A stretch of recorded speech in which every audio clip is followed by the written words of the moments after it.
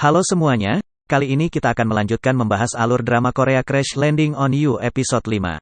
Setelah beberapa lama tersesat di pasar, pelan-pelan Seri melangkahkan kakinya ketika melihat Kapten Ri membawa sebuah lilin aromaterapi di tangannya. Tentu saja, lilin aromaterapi kembali menjadi momen bagi mereka berdua. Dalam perjalanan pulang mereka, Kapten Ri terus teringat tentang tanda saranghe yang diberitahu Jungmok sebelumnya.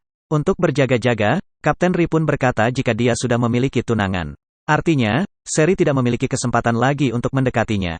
Dengan wajah terkejut dan salah tingkah, Seri kemudian tertawa mengapa Kapten Ri mengatakan hal tersebut. Padahal katanya, Seri sama sekali tidak peduli karena dia juga memiliki banyak pria di Korea Selatan. Namun mendengar hal tersebut, Kapten Ri justru terlihat kecewa karena ternyata Seri ingin segera kembali ke selatan agar bisa bertemu dengan para prianya.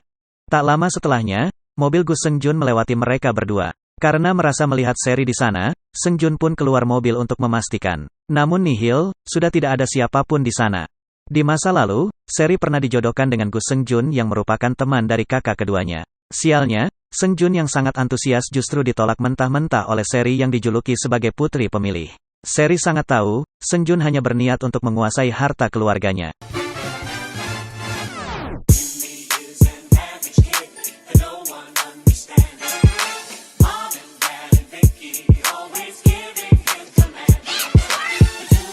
Dalam perjalanan pulang mereka, Seri masih protes karena selama ini Kapten Ri memiliki dua tunangan yang artinya sama dengan berselingkuh. Namun, Kapten Ri berkata, Seri bukanlah tunangannya. Lagi pula, sekarang tunangannya sedang berada di Rusia, jadi mereka akan aman. Namun tidak, Kapten Ri justru mendapati tunangannya sedang berada di depan rumahnya. Dialah Sodan, keponakan Jenderal Go, yang merupakan tunangan Kapten Ri. Kapten Ri tidak mengetahui jika Sodan sudah berada di Korea Utara sejak beberapa hari lalu.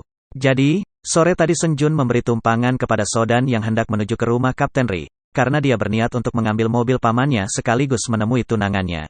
Sialnya, dia kini justru bertemu juga dengan Seri di sana. Kapten Ri pun memperkenalkan Seri kepada Sodan. Katanya, ini kolegaku, yang sedang menjalankan misi denganku. Seri ikut menjelaskan, setelah misinya selesai, dia dan Kapten Ri juga tidak akan bertemu lagi. 상관없습니다. Sialnya, Sodan tetap terlihat dingin dan sama sekali tidak peduli dengan keberadaan Seri di depannya. Kapten Ri pun menyuruh Seri masuk ke dalam rumah, sementara dia hendak mengantar Sodan ke Pyongyang dan akan segera kembali. Saat menyetir mobil, Kapten Ri terus memandangi gerbang rumahnya. Entah apa yang sedang dia harapkan dari situasi tersebut. Pada waktu yang sama, Seri hanya bisa diam di balik pintu. Dia kebingungan, situasi apa yang sebenarnya sedang dia hadapi.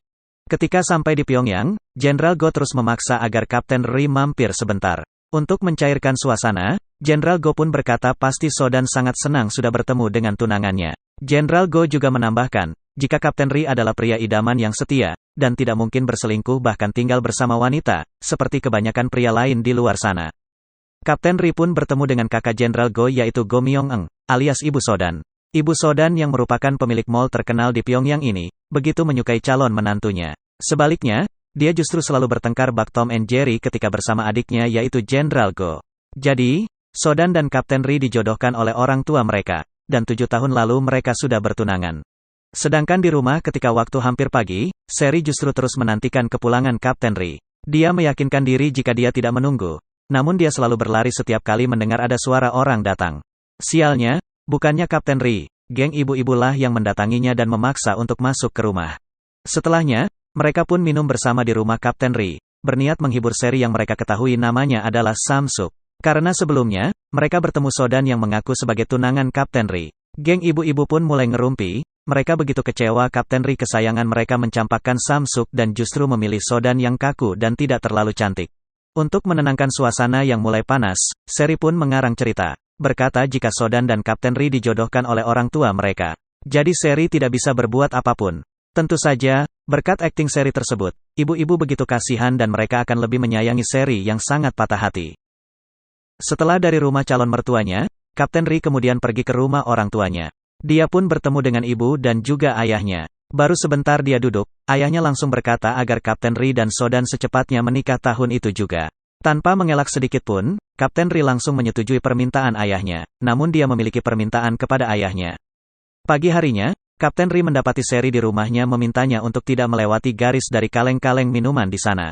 Ternyata, Seri marah karena semalam Kapten Ri tidak pulang padahal sebelumnya sudah berjanji akan segera kembali. Kapten Ri pun menjelaskan alasannya tidak pulang yaitu dia mencari cara agar Seri bisa pulang ke selatan. Caranya adalah, Seri dijadikan sebagai cadangan tim olahraga nasional yang akan mengikuti kompetisi di luar negeri. Dengan begitu, Seri bisa ikut pergi ke Eropa kemudian pulang ke negaranya, karena tidak memungkinkan untuknya terbang langsung dari Korea Utara ke Korea Selatan.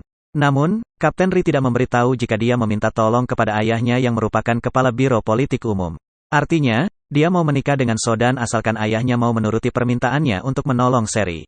Seri kini justru merasa bersalah karena sudah marah-marah. Dia pun berterima kasih karena mungkin dia masih bisa menghadiri rapat pemegang saham grup Queens. Tentu saja, petugas Jung sangat terkejut dengan percakapan Seri dan Kapten Ri yang baru saja dia dengar. Karena setelah berhari-hari dia menguping, petugas Jung baru mengetahui jika Seri merupakan warga Korea Selatan.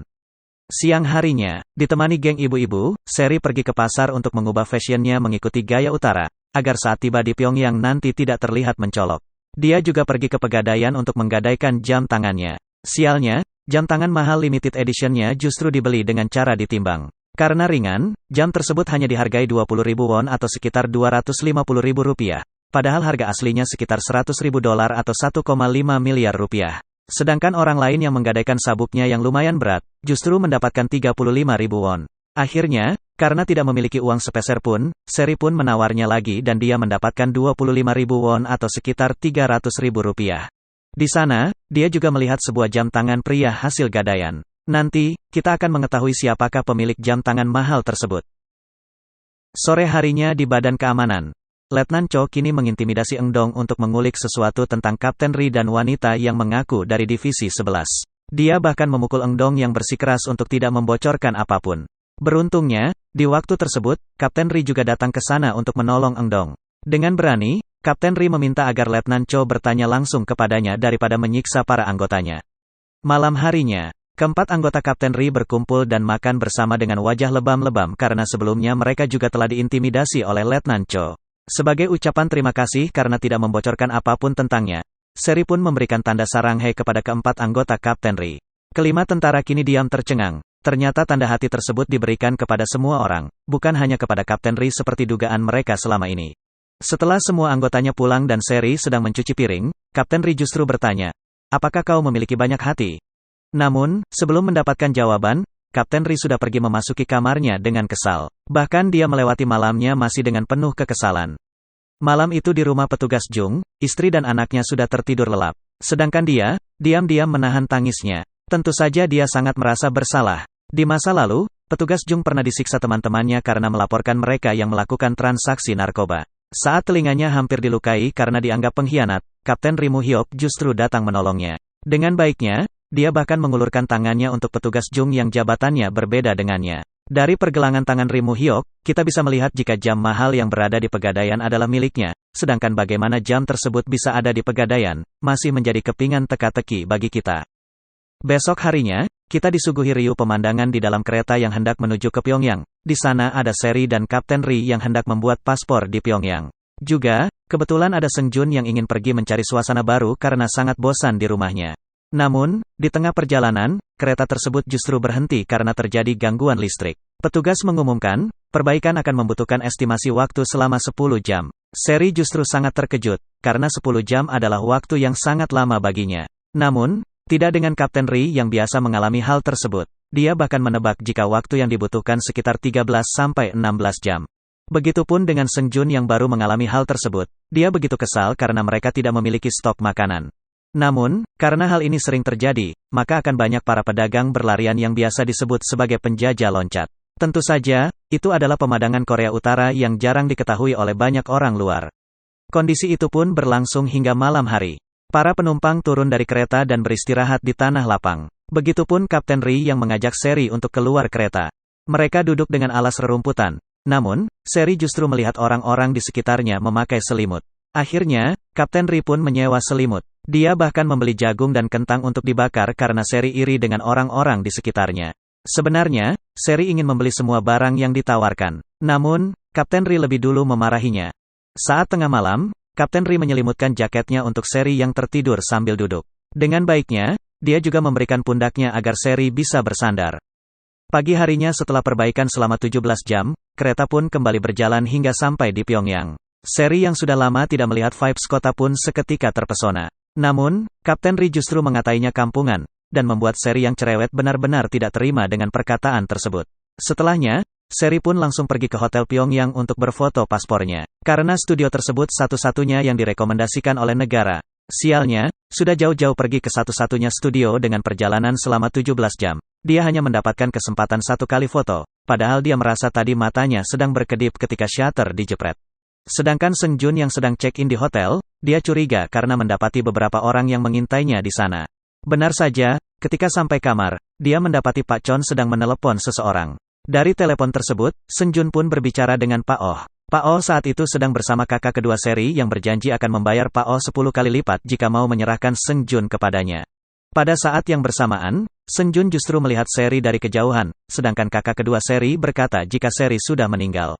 Seri pun langsung ditarik oleh Seng Jun, tentu saja Seng Jun akan mendekati Seri agar dia selamat dari kakak kedua Seri. Saat itu juga, Kapten Ri mendatangi mereka, melihat Seng Jun sedang menggandeng tangan Seri. Dan Crash Landing on You episode 5 pun selesai. Jangan lupa klik tombol subscribe dan nyalakan loncengnya agar tidak ketinggalan update episode selanjutnya. Juga, terima kasih buat kamu yang sudah menonton.